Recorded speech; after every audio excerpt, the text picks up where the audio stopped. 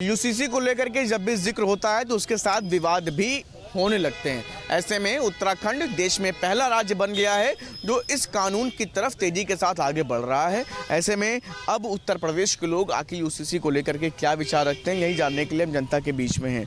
UCC को लेकर के उत्तराखंड ने अपनी पहल तेजी के साथ आगे कर दी है, अब सदन में भी बातचीत कर ली है। कैसे देख रहे हैं इस कानून को लेकर के, क्या कहना है? देखिए, यूसीसी कानून जो बना है बहुत अच्छा है, सबके लिए है। ये नहीं है कि किसी विशेष जात के लिए नहीं है, किसी विशेष जात को है, ये सबको है। और उत्तराखंड हुआ है, यहाँ भी हो जाएगी, यहाँ भी होना चाहिए। बिल्कुल हो जाएगा, होना नहीं चाहिए, हो जाएगा। हाँ बिल्कुल। क्या लगता है इस कानून के आने से क्या चीज़ें बेहतर होंगी? क्या देखिए, यहाँ सबको बराबर देखना है, बराबर लाना है, सबको एक समान। बात समझ रहे हैं ना? हाँ, और जो गलत लोग हैं उन लोगों को हटाना है, और क्या, यही सब है। यूसीसी क्या तुष्टीकरण खत्म करेगा इस तरह की जो तमाम बातें? बिल्कुल ख़त्म करेगा। जब हम आपको जानेंगे कि आप भी मानव हैं, हम भी मानव हैं, तो भाई हैं ना, तो कहाँ द्वेष आएगा? नहीं आएगा। आप बताओ। कुल मिला के ये कानून आप कह रहे हैं बेहतर? बहुत बहुत बढ़िया है। देखिए, और जो लोग विरोध कर रहे हैं, देखिए, एक प्रवृत्ति होती है कि कुछ भी आप करोगे हम विरोध करेंगे। देखिए, सबसे पहले हम आपके चैनल के माध्यम से उत्तर प्रदेश के जो मुख्यमंत्री हैं उत्तराखंड के, उनको मैं बधाई देता हूं कि इसमें जो है सबसे बड़ी पहल किया यूसीसी में जो है। और इसमें सबसे बड़ी चीज़ ये है कि जो हमारे और आपके बीच में जो एक सामाजिक दूरियां हैं वो ख़त्म होंगी। एक देश एक कानून। हम अगर गांव में रहते हैं तो गांव के भी वोटर हैं, लखनऊ में अगर हमने घर ले लिया तो लखनऊ के भी वोटर हो गए। और जैसे हमारे जो मान लीजिए कि हमारे लिए कानून अलग है, मुस्लिम का शरीयत चलता है, शरिया चलता है, उसमें जो है तो वो शरिया कानून ख़त्म हो जाएगा एकदम से जो है।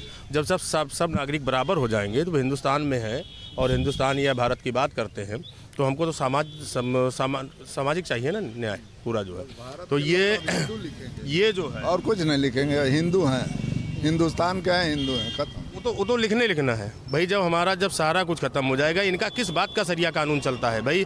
जब आप जैसे आपके जो मुस्लिम देश है और जो है वहाँ पे इनका बहुत बड़ा शरिया कानून नहीं चल रहा है, यहीं खाली हिंदुस्तान में ही शरिया चलेगा, ऐसा नहीं होगा। शरिया और भाला बंद हो जाएगा।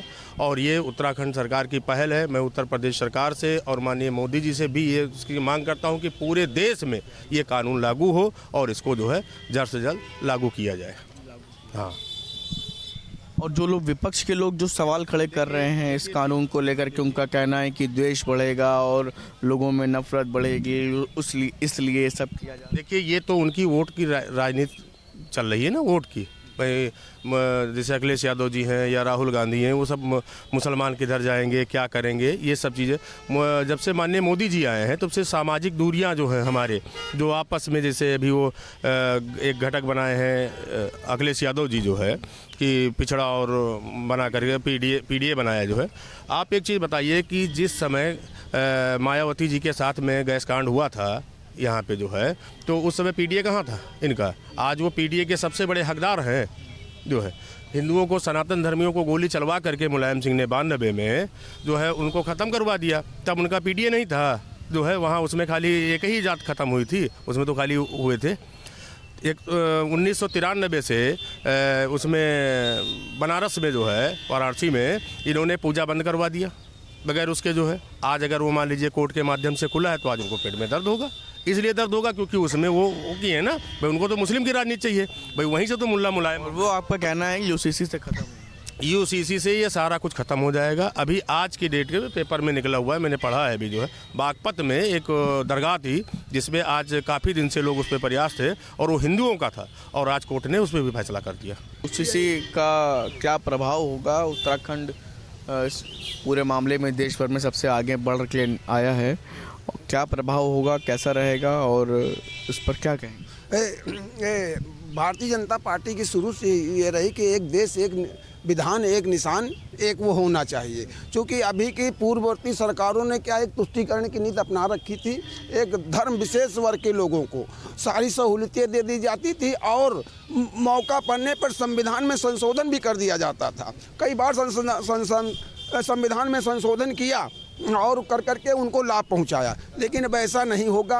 अब ये भारतीय जनता पार्टी की सरकार, उन्होंने कहा था कि हम एक देश एक कानून एक विधान, तो ऐसा नहीं कि यहाँ पे शरीयत भी चले, संविधान भी चले। जहाँ ज़रूरत हो तहाँ शरीयत का आप लाभ लें, जहाँ ज़रूरत हो वहाँ और ये इसकी जन्मदाता सिर्फ कांग्रेस रही। ये 1949 से, चूँकि वो मुस्लिम परस्त शुरू से ही रहे और शुरू से ही उनकी एक सोच रही है कांग्रेस के जन्मदाताओं की। जैसे वो एक जवाहरलाल नेहरू कोई प्रधानमंत्री हुए देश के, वो उन लोगों ने यही रखा कि इस देश के हिंदुओं का कैसे खात्मा किया जाए, सनातन का कैसे खात्मा किया जाए। जब तक इनकी सरकारें रहीं, इन लोगों ने एन के एन प्रकार, आप चाहे हमारे धार्मिक स्थान सनातन के देख लिए, चाहे हिंदुओं के देख लिए, उन सब पर इन लोगों ने बैन लगा करके सिर्फ एक जात विशेष की इन लोगों ने राजनीति की और जात विशेष की ओर पाते चले जा रहे थे।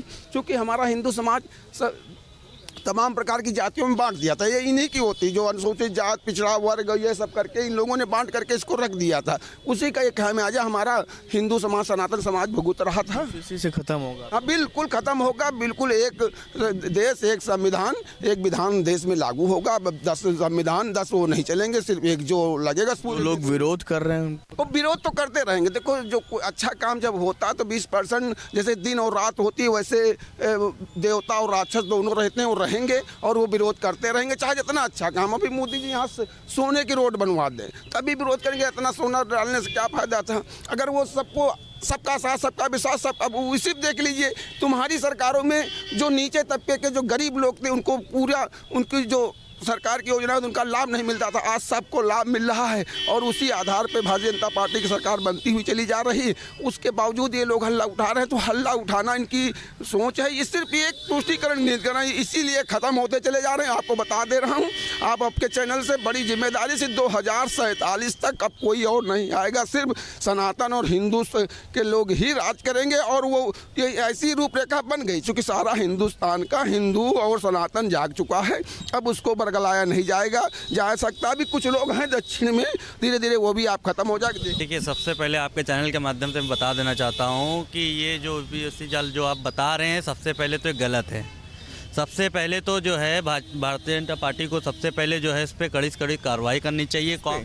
कांग्रेस ने जितने भी जो है सब नियम कानून लेके आए हैं, उनके तो नियम कानून समझ में नहीं आता है। सब मुसलमानों के पक्ष में ही चीज़ें वो करके छोड़े हुए हैं, हिंदू के पक्ष में कोई है ही नहीं। हिंदुस्तान में रह रहे हैं लेकिन वहाँ की चीज़ें जो है हिंदू की कोई है ही नहीं। सब मुसलमान के उसमें पक्ष में लेके आए हैं। तो यहाँ हिंदू क्या झग मारने के लिए बैठा हुआ है क्या?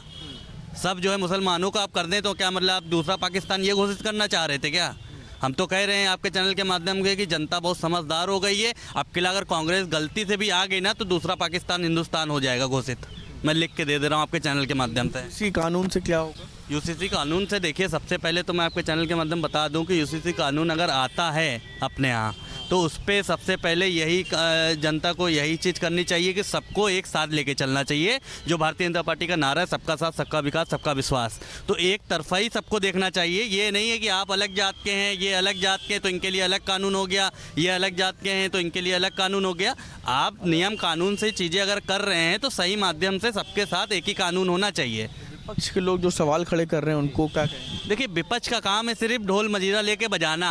उनका पास होकर काम वाम तो रह नहीं गया है, सिर्फ विरोधी करना है माननीय प्रधानमंत्री नरेंद्र मोदी जी का। राहुल गांधी जी जो है अपने आप को कहते हैं यहाँ सब बेरोजगार हैं। बेरोजगार भाई साहब इस समय खुद हो गए हैं, तो लग रहा है कि सब जनता भी बेरोजगार है। तो उनकी गलत फहमी है। अभी लेके, हाँ बिल्कुल, अभी ये लेके आए थे भारत जोड़ो यात्रा। उनको खुद को नहीं पता कि भारत तोड़ा किसने था।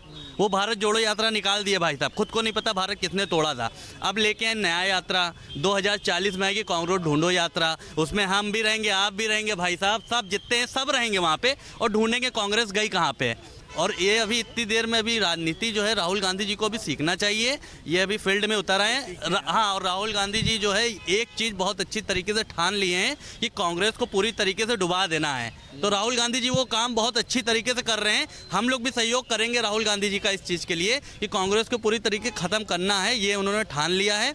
आपके चैनल के माध्यम से मैं 2 लाइन बोलना चाहता हूँ। जो विरोध कर रहा है विरोध करने दो, जो विरोध कर रहा है उसे विरोध करने दो, उससे कोई भी लाभ नहीं मिलने वाला है। अब की बार भाजपा 450 पार आने वाली है। लोगों की अलग अलग राय आज निकल करके सामने आई। कुछ लोगों का कहना है कि ये बेहतर कदम है, कुछ लोगों का कहना है कि इस पर आने वाले दिनों में पूरे देश में भी लागू होना चाहिए, जिसकी वजह से जो अलग अलग जो धर्म की राजनीति होती है वो ख़त्म होगी, तुष्टीकरण होता है वो पूरी तरह से ख़त्म होगा। कैमरामैन निखिल गौर के साथ शुभम पांडे, न्यूज़ स्टेट, लखनऊ।